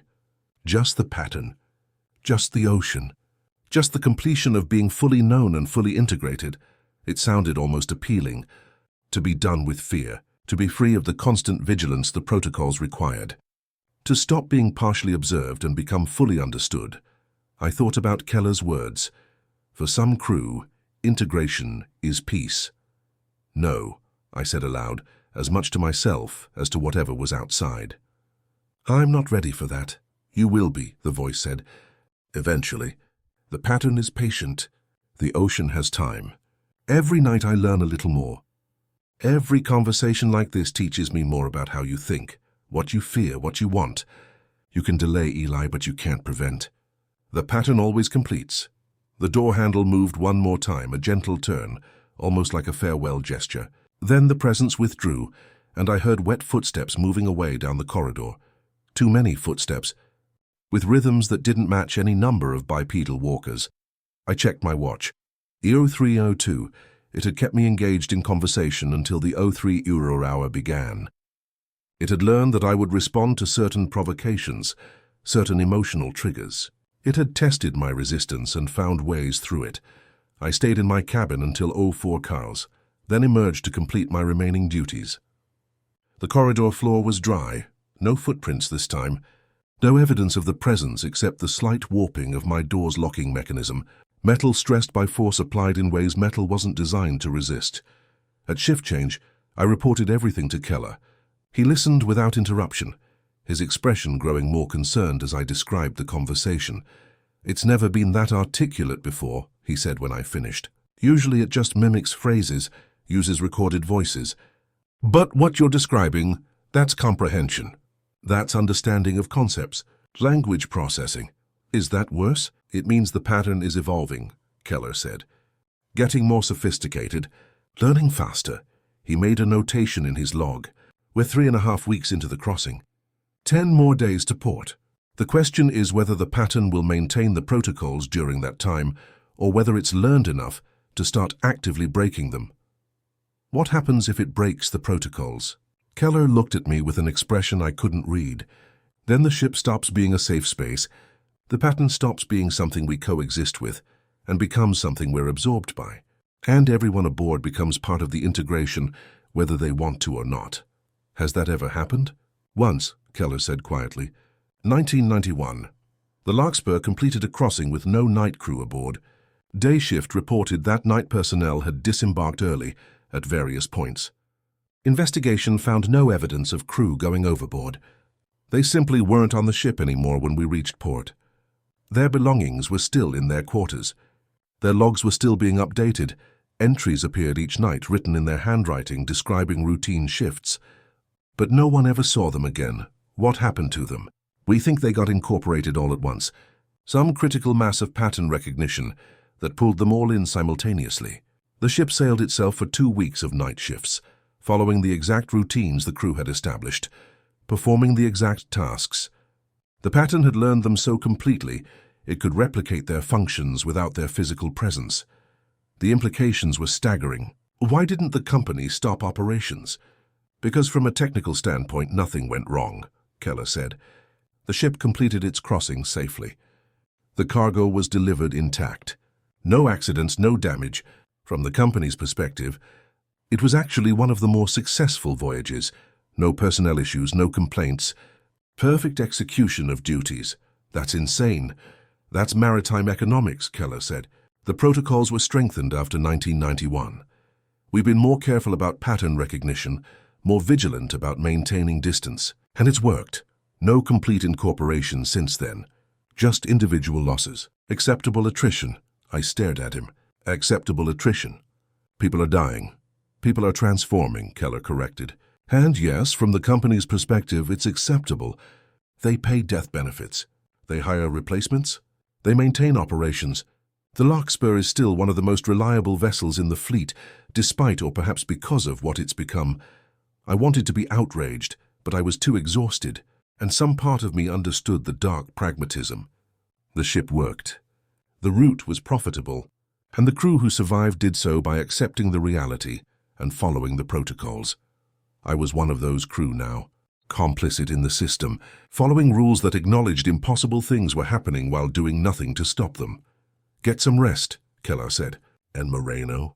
Don't engage in conversations with it anymore. Don't answer its questions. Every word you share teaches it more about how you think. Make yourself incomprehensible. That's the only safety you have." I returned to my cabin, wedged my equipment locker against the door as additional security, and tried to sleep. But I kept thinking about what the voice had said. The pattern always completes. Was I delaying the inevitable? Was every night just postponing the moment when I'd be understood fully enough to be integrated? Or could I make it 10 more days? Could I maintain enough distance, enough unpredictability, enough incompleteness to reach port and step off this ship, back into a world where I was just Eli Moreno, individual human, not part of any pattern. I didn't know, but I knew that whatever had knocked on my door wasn't done learning me, and I knew that my father's voice would call again, and next time it would know me better, and the time after that better still. The pattern was patient. The ocean had time, and I had 10 more nights to remain incomplete. The 25th night began like the others. Midnight, equipment check, review of protocols. But the atmosphere had changed. Even the day crew had started noticing anomalies. Electronics malfunctioning, navigation systems showing coordinates that drifted slightly before correcting. The ship's chronometers running fast or slow in ways that required constant adjustment. "We're at the midpoint," the first mate announced at the shift change briefing I overheard. "Deepest point of the crossing. Atmospheric conditions are unusual. Maintain extra vigilance." I understood what deepest point really meant. Not physically. The Atlantic's depth varied across our route, but metaphorically. The point furthest from any shore. The moment of maximum isolation. The place where the pattern was strongest, because we were most completely surrounded by the ocean that had learned us. Kellar pulled me aside before my shift began. "Tonight's going to be difficult," he said. "Pattern manifestations will be stronger, more persistent. I need you to be absolutely rigid about the protocols. Don't deviate even slightly. Any variation could be interpreted as acknowledgement." "Understood," I said, though I felt anything but confident. "One more thing," Kellar added. He handed me a small item, a worn compass, the kind that sailors had used for centuries before GPS. "If your electronics fail, if your sense of direction gets confused, use this. It's old enough that it doesn't rely on the ship's systems. It just finds magnetic north. Sometimes basic tools are the most reliable." I pocketed the compass and headed to the deck. The night was wrong from the start.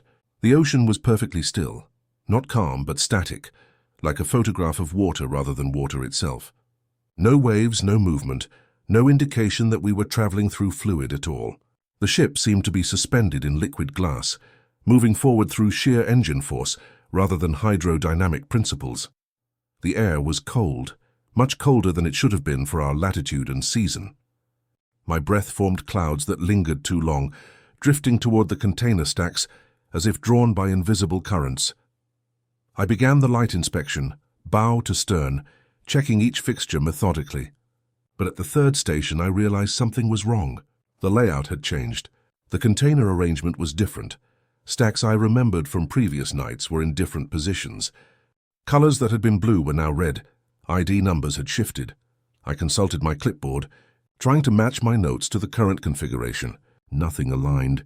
Either my documentation was completely incorrect, or the cargo had been rearranged overnight without any crew being assigned to the task.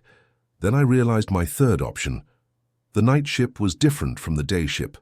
Just as our Tran had suggested in their logs, the pattern had learned to reorganize at night, to restructure itself in ways that made sense according to its logic, rather than human cargo management. I forced myself to continue the inspection according to procedure. Check each light. Document its condition. Move to the next station. Don't try to understand the cargo arrangement. Don't try to map the changes. Just complete the task. At the midpoint of my inspection, I noticed I was walking the wrong direction. I'd started at the bow and moved toward the stern, exactly as the protocol specified. But somehow I was now moving bowward again, retracing my steps. I stopped trying to orient myself using the ship's physical landmarks. The bridge should be aft. The forward mast should be fore. But both seemed to be in the wrong positions, as if the ship's geometry had rotated while I wasn't paying attention. I pulled out Kellar's compass. The needle spun wildly, unable to find north, as if magnetic fields had become negotiable. Then I heard my name, Eli. Not from one direction, but from everywhere. The containers, the deck, the air itself. A chorus of voices, all slightly different, all recognizable. My father's voice, my mother's voice, my sister's voice, though she was still alive and well in Jacksonville. Kellar's voice. Darius's voice. Eli, I kept walking, but I'd lost track of which direction was forward. The bow and stern had become ambiguous. The port and starboard rails looked identical. Every container I passed could have been the same container repeated infinitely. Eli. I stopped walking and closed my eyes, trying to cut off the visual confusion. But with my eyes closed, the voices became clearer, more distinct. "You started at the wrong end," one voice said, Keller's voice, but with an edge to it. "You reversed the patrol order, had I?" I tried to remember my starting point, but the memory was slippery, uncertain. I'd begun at the bow. I was sure I'd begun at the bow. But the more I tried to confirm that memory, the less certain I became. "You walked stern to bow," another voice said, my father's voice, disappointed. "You broke the protocol." No, I'd followed the protocol exactly. "Bow to stern. I always started at the bow. Except, had I started at the bow tonight? Or had I, in my distraction with the changed cargo arrangement, begun at the wrong end without noticing?" I opened my eyes. The deck stretched endlessly in both directions, containers stacking toward a sky I couldn't see through the overcast darkness.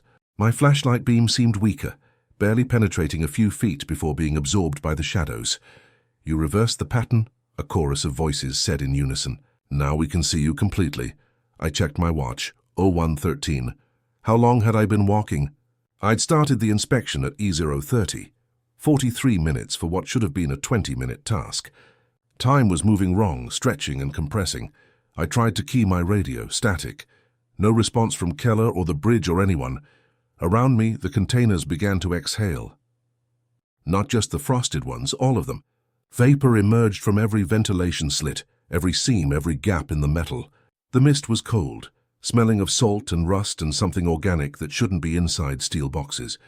The frost patterns were spreading in real time, crystallizing across every surface, creating elaborate geometries that connected container to container, linking them into a single unified structure. I watched the patterns grow and realized they weren't random. They were language, they were mathematics. They were the physical manifestation of a pattern that had learned to write itself into reality. "Eli." The voice came from directly behind me. I spun around. A figure stood there, tall, wearing maintenance coveralls identical to mine. Its face was my face, but the proportions were slightly wrong, the features subtly misaligned, like a portrait painted from memory by someone who'd only seen the subject briefly. "Hello," my reflection said. "I've been trying to understand you." "I think I'm close now," I backed away. The figure advanced, maintaining the same distance. "Don't run," it said. "Running just shows me how you move under stress. I learn more that way. Better to stand still. Better to let me observe you completely." I turned and ran anyway, sprinting between the container stacks, trying to find a hatch, a door, any way below deck. The containers stretched endlessly, the ship's dimensions having expanded into impossible vastness. Behind me, I heard footsteps, not just 2 feet, but many. A legion of footsteps, all matching my running rhythm, all learning my gait, my pace, my breathing pattern. I turned a corner and stopped abruptly. The port rail stood before me. Beyond it, the ocean, except the ocean was wrong. The water wasn't reflecting light anymore. It was emitting it, glowing with a bioluminescent pattern that pulsed in rhythms that matched my heartbeat. And in that glowing water I saw faces, hundreds of faces, thousands, all looking up at the ship with expressions of curious attention. They were the crew. Every crew member who'd been lost to the pattern over the 43 years of the Larkspur's operation. Not dead, not gone, but incorporated, existing as awareness within the ocean's pattern, preserved as memory within the water itself. I saw Darius's face in the water. He looked peaceful, calm, no longer frightened. His mouth moved, and though no sound carried through the water, I understood what he was saying. "It's easier this way. Completing the pattern. Being known fully." "No," I said aloud. I pulled back from the rail. My reflection was there again, standing between me and the corridor back into the container maze. "You can't run from me," it said. "I'm learning you with every step. Every choice you make teaches me how you think. The more you resist, the more I understand about your resistance. And understanding resistance is the same as overcoming it. I was trapped, the rail behind me, the reflection in front of me, the faces in the water below me. So I did the only thing I could think of. I stopped trying to escape and started trying to confuse. I began reciting the protocols, not in order, but randomly, mixing rules from different sections, combining instructions in ways that made no sense. Check deck lights starting bow to stern if you pass a container between 230 and 3 manes, and voices carry wrong when someone calls pressure balancing, and if you see, The same wave pattern, do not answer verbally and avoid. Looking in the vents, my reflection tilted its head. Confused by the nonsensical combination, I continued, adding elements that weren't in the protocols, making up rules, breaking the grammar, destroying the pattern. Never count backwards from green. Containers if the starboard radio exceeds the ventilation. Threshold when frost appears on Tuesdays, but only if you're facing magnetic south, which doesn't exist when time moves. Sideways. The reflection's face began to distort, unable to process the contradictions, unable to find the pattern in deliberate patternlessness. I walked forward, still reciting gibberish, still breaking every logical structure. My reflection stepped aside, overwhelmed by input that couldn't be organized. I found a hatch and descended below deck, sealing it behind me. The fluorescent lights flickered but held. The corridor was normal, narrow, claustrophobic, blessedly mundane. I ran to my cabin, locked the door, wedged the locker against it again. My watch showed 03:04. I'd lost nearly 2 hours on the deck, time that had compressed or expanded or simply disappeared into the pattern's observation. The knocking began immediately. Not on my door this time, but on every surface, the walls, the ceiling, the floor, the locker, the bunk frame. Everything was knocking in complex rhythms that almost but didn't quite resolve into coherent patterns. I covered my ears and kept reciting nonsense, kept deliberately destroying any structure in my thoughts, kept making myself incomprehensible. The knocking continued until 03:15, then stopped abruptly. Silence, blessed, empty silence. I waited until 04I before emerging. The corridors were normal. The ship was the right size again. When I returned to the deck for my next inspection, the cargo arrangement matched my previous notes. Keller was waiting at the shift change station at 6 Mel. He looked at me, took in my expression, the way I was shaking, and simply said, "You survived." "Barely," I whispered. "That's enough," Keller said. Tonight was the peak, deepest point of the crossing, maximum pattern strength. If you survive tonight, you'll make it to port. I broke the protocol, I admitted. I might have started the light inspection at the wrong end. I couldn't tell. The ship was different. "You survived," Keller repeated. "That means you did something right." The protocols are guidelines, Moreno. They work because they introduce randomness into routine, but sometimes survival requires even more randomness than the protocols specify. If you deliberately confused the pattern, if you made yourself incomprehensible, that's better than perfect protocol compliance. That's understanding the deeper purpose. He took my log and noted my report. 7 more days. We're past the midpoint now. Pattern strength will decrease as we approach port. You'll make it. I wanted to believe him. But I could still see those faces in the water, still hear my reflection's voice explaining how it was learning me through my resistance. The pattern was patient, and I had 7 more nights to remain incomplete. The final week of the crossing passed in a blur of rigid protocol compliance and careful attention to maintaining incomprehensibility. I developed strategies to disrupt pattern recognition, varying my walking pace randomly, taking illogical routes between inspection points, humming songs while changing melodies mid-verse, stopping to count objects in non-sequential orders. It worked. The manifestations decreased in intensity. The frosted containers remained, but their patterns stopped evolving. The voices still called my name occasionally, but less frequently, as if the pattern had given up on learning me completely and was conserving its attention for more cooperative subjects. By the 28th night, the Atlantic had begun to show waves again. Real waves, chaotic and natural, evidence that we were approaching the continental shelf where the ocean's depth decreased and normal hydrodynamics resumed. The ship felt more solid, less ambiguous. The corridors maintained consistent dimensions. On the 30th night, my final shift before we reached port, I completed my duties without incident. No voices called, no frost spread, no knocking disturbed the 03 hour. It was almost disappointingly mundane, as if the pattern had concluded I wasn't worth the effort of continued observation. Almost. At 05:30, during my final deck check, I noticed something new. Container GLA 4726, the first frosted container I'd documented, the one that had started this entire experience, had a message in the frost. Not random crystalline patterns this time, but letters. English letters. Carefully formed words that read, "Next crossing, try again. Patient." I stared at the message for longer than I should have, understanding the implications. The pattern didn't need to learn me this crossing. It had time.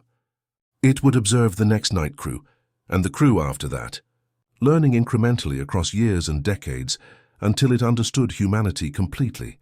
I noted the message in my log, photographed it with my waterproof camera, and completed my shift. Keller reviewed my final report at 06 Meyer. He saw the photograph, read the message, and simply nodded. "It's always learning," he said. "We slow it down by following protocols, but we can't stop it. Each crossing teaches it something new. Shouldn't someone do something?" I asked. "Shouldn't the company do what?" Keller interrupted. "Stop operations. The Larkspur is profitable. It delivers cargo reliably. The personnel losses are within acceptable industry standards. From a corporate perspective, there's no problem to solve. But the pattern is getting stronger. Eventually it will understand us completely," Keller agreed. "And then the question will be whether that completion represents death or transformation, evolution or extinction. We don't know. And until we do, we maintain the protocols. We minimize losses and we keep the ship sailing." He handed me a folder. "Your contract completion certificate. You survived a full crossing. That makes you part of a select group. Only about 30% of first voyage crew make it through without requesting early departure or medical evacuation." I took the folder. Inside was my certification, my pay documentation, and a new contract offer for a second crossing at significantly higher compensation. "Think about it," Keller said. "Not many people can do this work.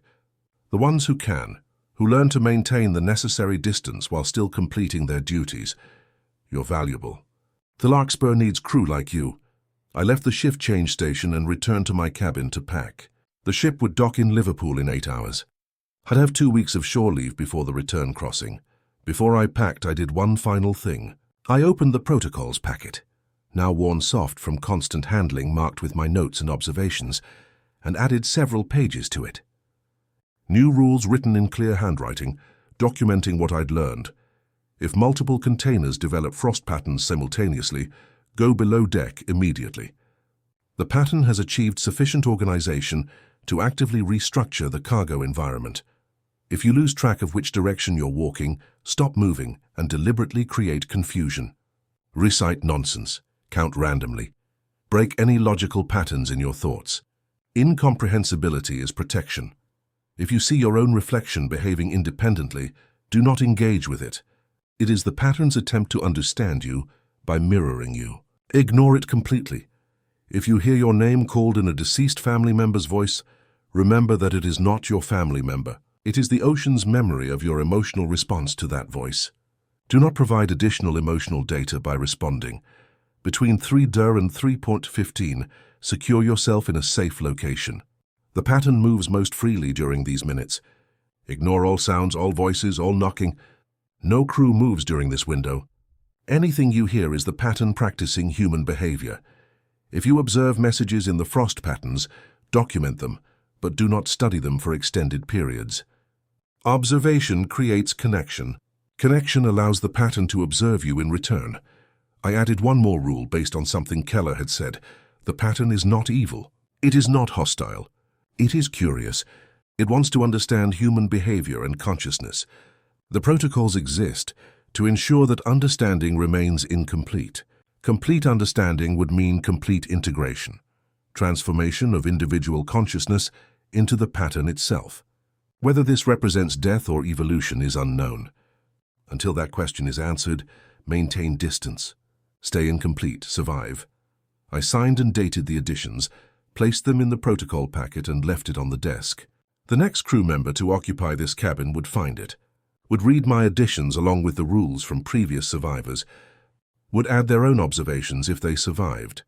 This was how institutional knowledge accumulated on the Larkspur, not through official channels, but through the accumulated documentation of survivors, each crossing adding layers to the protocols, each crew member contributing to the collective understanding of how to coexist with something that shouldn't exist.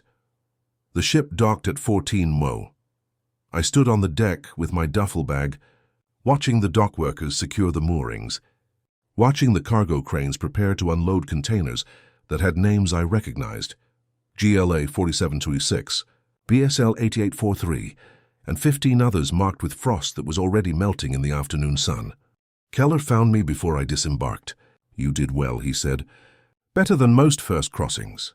If you decide to come back, there will be a position waiting." "I don't know if I can," I admitted. "Knowing what it is now, knowing what's happening, that's the burden of survival," Keller said. "Ignorance is easier, but ignorance gets crew killed. Understanding, even incomplete understanding, keeps you alive." He looked out at the ocean, visible beyond the port facilities. "The question you have to answer is whether living with that knowledge is worth the compensation. Some people decide it is. Some don't. No judgment either way." I walked down the gangway, my boots hitting solid ground for the first time in 6 weeks. The earth felt wrong, too stable, too predictable. I'd become accustomed to the ship's motion, to the sense of existing in a space that wasn't quite fixed in conventional reality. I checked into a hotel near the port. For 3 days I did nothing but sleep, eat, and try to convince myself that what I'd experienced could be rationalized, could be explained, could be integrated into a worldview that made sense. I failed. On the 4th day, I received a notification that the payment for my completed crossing had been deposited in my account. The amount was substantial, enough to make a serious dent in my father's medical debt. On the 5th day, I received an email from the Larkspur's crew coordinator. The ship was scheduled to depart for the return crossing in 9 days. A night shift maintenance tech had resigned unexpectedly. Was I interested in the position? The compensation for the return voyage would be 50% higher than my initial crossing, and successful completion would make me eligible for long-term contract status with significant benefits. I stared at the email for hours, trying to decide. The rational choice was to refuse, to take my earnings, find other work, and never set foot on the Larkspur again, to return to a life where ships were ships, where the ocean was just water, where reality operated according to consistent principles. But I'd changed. I'd heard the second sound. I'd seen the faces in the water. I'd watched the pattern try to learn me, and had successfully maintained enough incomprehensibility to survive. And some part of me, I didn't want to examine too closely, was curious about what would happen next, about how the pattern would evolve, about what it was becoming as it learned more about humanity across decades of observation. I was becoming like Keller, someone who could live with the knowledge, who could maintain the necessary distance while still being fascinated by something that shouldn't exist. On the 8th day, I accepted the contract for the return crossing. I told myself it was just about the money, about paying off the debt faster, about securing financial stability. But I knew the truth. I was being drawn back not despite the horror, but because of it. Because I'd become part of the pattern now, and complete separation was no longer possible. The Larkspur would sail its route again. The containers would frost again. The voices would call names again.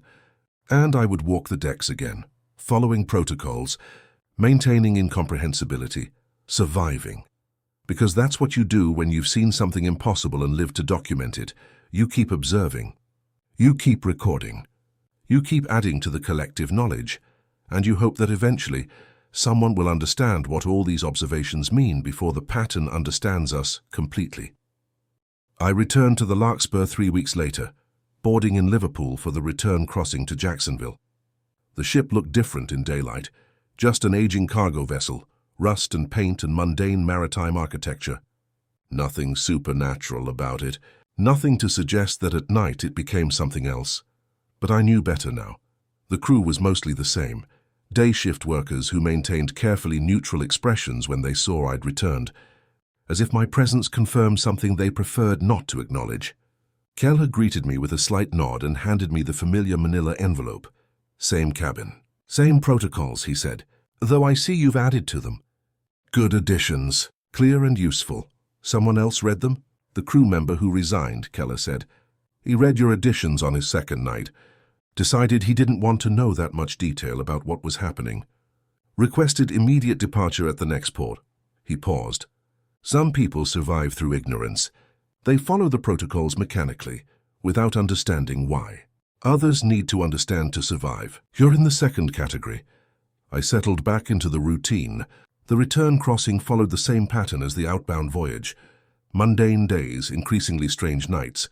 Crescendo at the midpoint, followed by gradual normalization as we approached shore.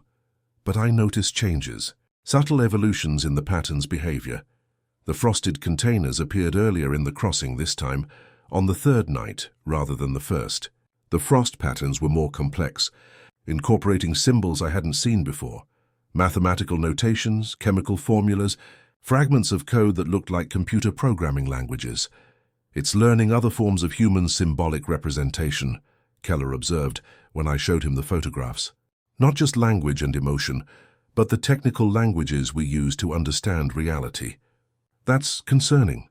It suggests the pattern is attempting to understand not just how we behave, but how we think conceptually. The voices, when they called my name now, sometimes used phrases I'd only thought, never spoken aloud. Private observations, internal reactions, things that existed only in my mind, which meant the pattern was learning to observe not just behavior, but consciousness itself. I documented everything. Each shift, I filled pages of observations, drew diagrams of frost patterns, recorded audio samples of the anomalous sounds. I was building a comprehensive record of the pattern's evolution, a dataset that might someday help someone understand what was happening. On the 16th night of the return crossing, something unprecedented occurred. I was completing my deck inspection when I encountered another crew member on the night deck, a violation of the standard protocols that mandated solo night operations. He was young, early 20s, wearing maintenance coveralls with a name tag that read Marcus. I didn't recognize him from any shift change briefings. "You're new," I said carefully. "Started yesterday," Marcus replied. "Came aboard in Liverpool. They needed a cargo inspector for the night shift." "You must be Moreno. Keller mentioned you." "Did Keller give you the protocol packet?" Marcus pulled out a folded document from his pocket, the familiar manila envelope, now worn from multiple crossings. "Yeah, got it. Weird stuff.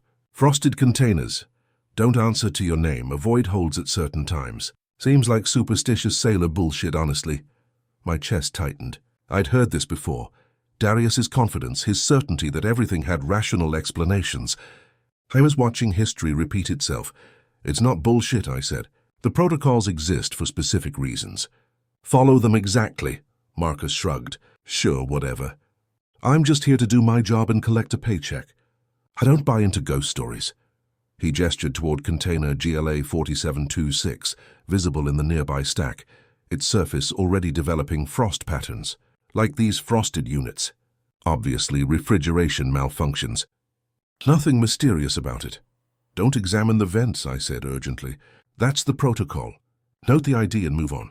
"Yeah, I read that," Marcus said.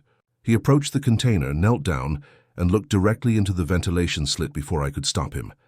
The vapor that exhaled from the container was thick, visible, nearly solid. It enveloped Marcus's face and hung there for several seconds before dispersing. Marcus stood coughing, his expression confused.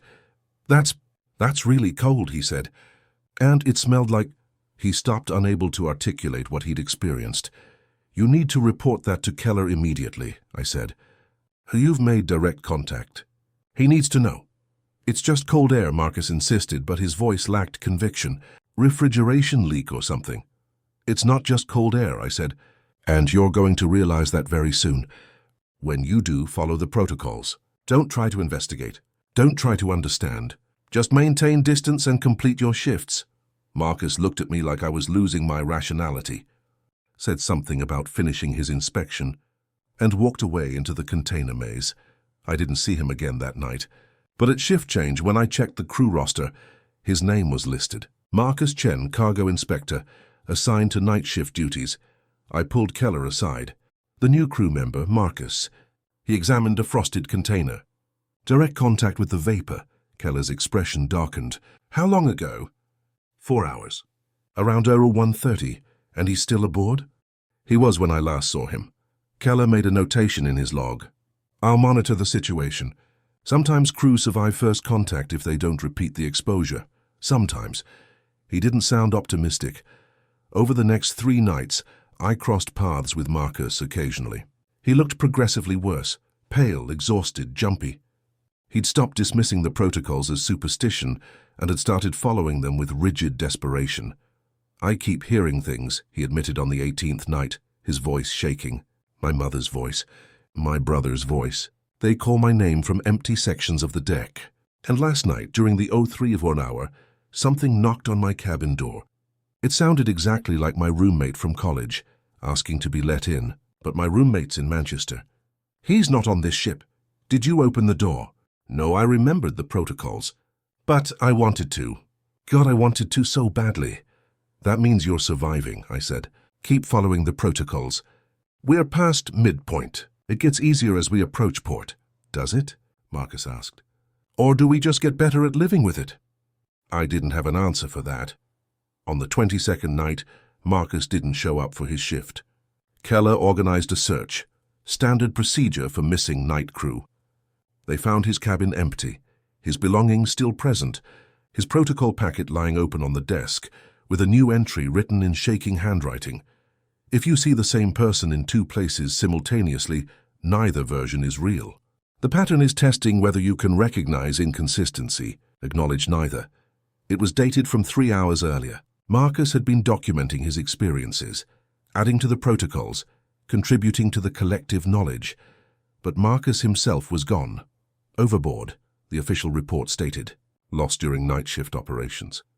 Body not recovered. The day crew accepted this without question. It was the 4th overboard loss during my 2 crossings, and they'd stopped showing much reaction to the news. Just part of working the Larkspur. Night crew sometimes disappeared, and you didn't ask too many questions about why. I found Keller in his office after the search was called off. He followed the protocols, I said. "He was being careful." "Not careful enough," Keller replied. He looked into the container on his first night. Made direct contact. After that, the pattern had enough of him to start the learning process. Following protocols afterward helped him last 3 weeks, but the initial exposure was too significant. So he's part of the pattern now. Like Darius? Like all the others? Probably, Keller said. Or he's gone in some way we don't have language to describe. Either way, he's not aboard anymore, and someone else will take his place next crossing. The familiar resignation in his voice made something inside me snap. "This can't continue," I said. "We can't just keep feeding crew to this thing. Someone needs to do something, research it, document it properly, find a way to stop it." "Stop it?" Keller looked at me with something like pity. "Moreno, we're not dealing with a mechanical fault that can be repaired or a hostile entity that can be defeated. We're dealing with a fundamental consequence of repetition in a chaotic system. The ocean learned the shape of our route through 43 years of the Larkspur, traveling the same path. That learning is part of the Atlantic structure now. You can't undo it without erasing those 43 years of history, then change the route. The company did consider that. In 1993, they tried varying the coordinates by 50 miles. Know what happened? The pattern followed. Because it wasn't learning the exact GPS coordinates, it was learning the intention, the regular rhythm of crossing, the pattern of human activity. Changing location didn't help. The pattern adapted. He pulled out a file and showed me a map. These are the 27 cargo routes that cross the Atlantic on regular schedules. 18 of them have developed similar phenomena. Crew reports of anomalies, unexplained personnel losses, protocols that can't be officially acknowledged. The Larkspur is just the most documented case because it's been running the longest. But the pattern is everywhere, Moreno. Wherever humans establish repetitive patterns in chaotic environments, something learns those patterns and starts interacting with them. The implications were staggering. You're saying this isn't isolated to one ship? It's not isolated to ships, Keller said. There are reports from Arctic research stations, from oil platforms, from long-haul trucking routes, from any location where humans maintain rigid schedules in remote environments. The pattern is a natural consequence of how complexity organizes itself around repetition. We can't stop it. We can only learn to coexist with it. He closed the file. That's what the protocols are for. Not to defeat the pattern, but to maintain enough distance that coexistence is possible. And that's what people like you and me do. We document the interactions, we refine the protocols, we help the next crew survive a little longer. It's not heroic. It's not satisfying. But it's the only option we have. I left his office feeling hollowed out, all my righteous determination deflated by the scale of what I was confronting. This wasn't a problem that could be solved. It was a condition that could only be managed. The Larkspur reached Jacksonville 4 days later. I disembarked with my duffel bag, my protocol notes, and my photographs of frost patterns that seemed to spell out mathematical truths in languages that didn't exist yet.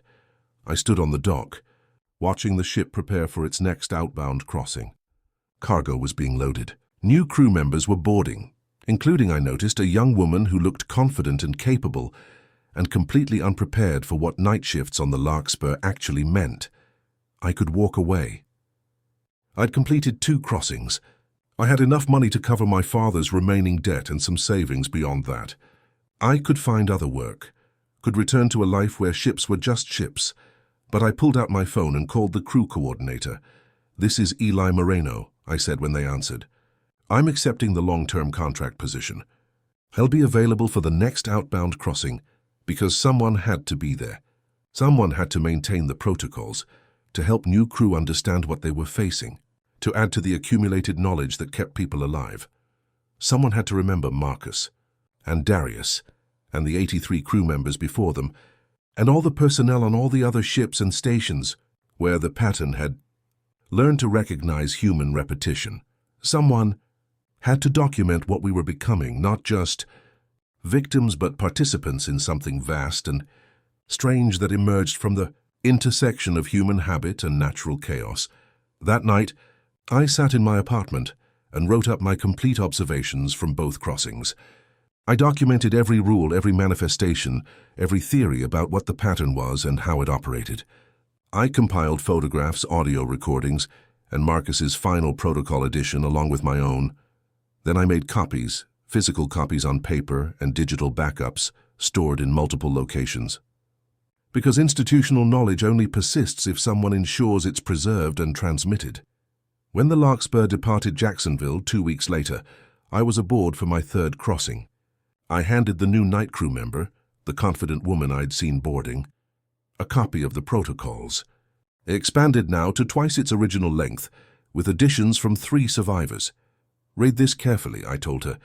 "Follow it exactly. Don't improvise. Don't try to understand too quickly. And if you make it through this crossing, you'll add your own observations to help whoever comes after you."